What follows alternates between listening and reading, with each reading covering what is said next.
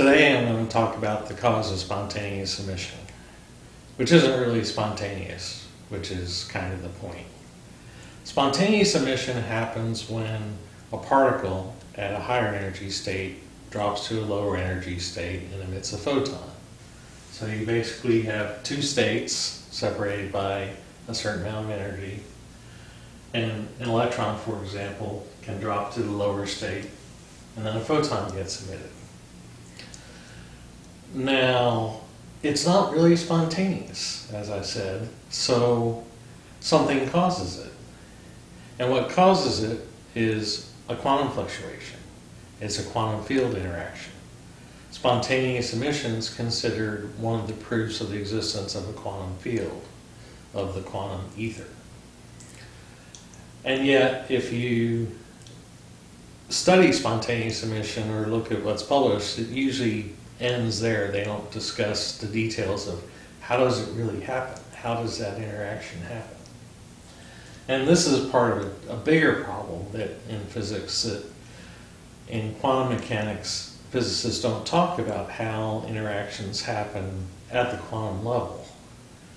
They just say it happens and there's probabilistic cause to it, and unfortunately that's where we get things like the nonsensical Copenhagen interpretation and many worlds interpretation, because the physicists don't really understand what's happening.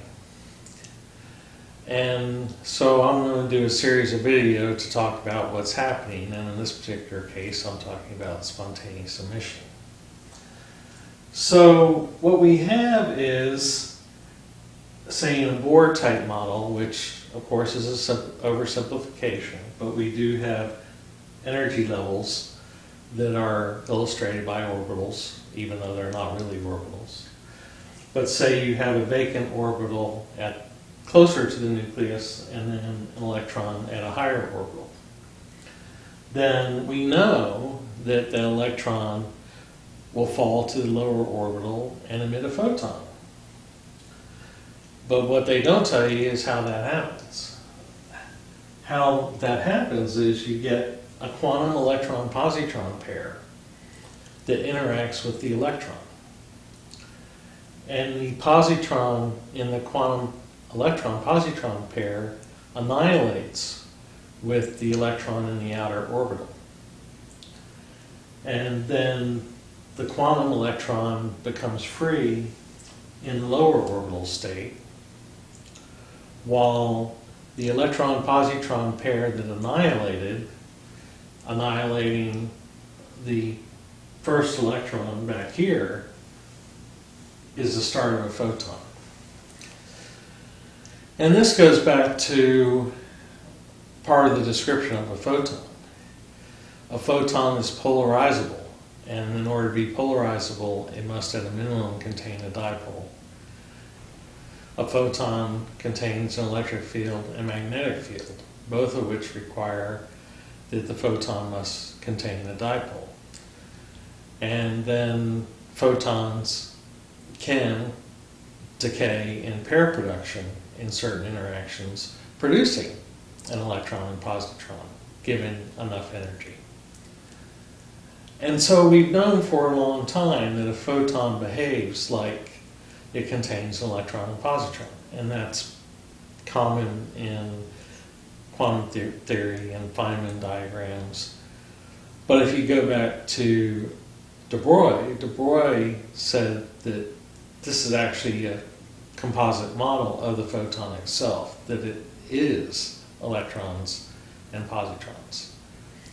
And it is quantum electron-positron pairs that pop into existence, annihilate, pop into existence, annihilate, and rotate each half wavelength, producing the electric and magnetic field. So when we have this electron-positron pair that annihilates, it has excess energy equal to the energy difference between the energy levels. It can't just disappear into the quantum field. So it has to keep going. And it propagates as a photon propagating through space, as your spontaneous emission, which it isn't really spontaneous. And we can turn it around and look at it the other way. What happens if you have a photon that goes into an atom and causes electron excitation? In that case, we have a photon come in, recalling that the photon has an electron and positron in it. The positron can interact with the orbital electron. In this case, I just drew it as the outer one, but it could be either one, either the inner or outer. And then this transfers the energy to the quantum electron. It's not the orbital electron that gets excited. It's the quantum electron from the photon that gets the energy from the photon plus the orbital energy of the original electron. And this can cause the electron to be ejected.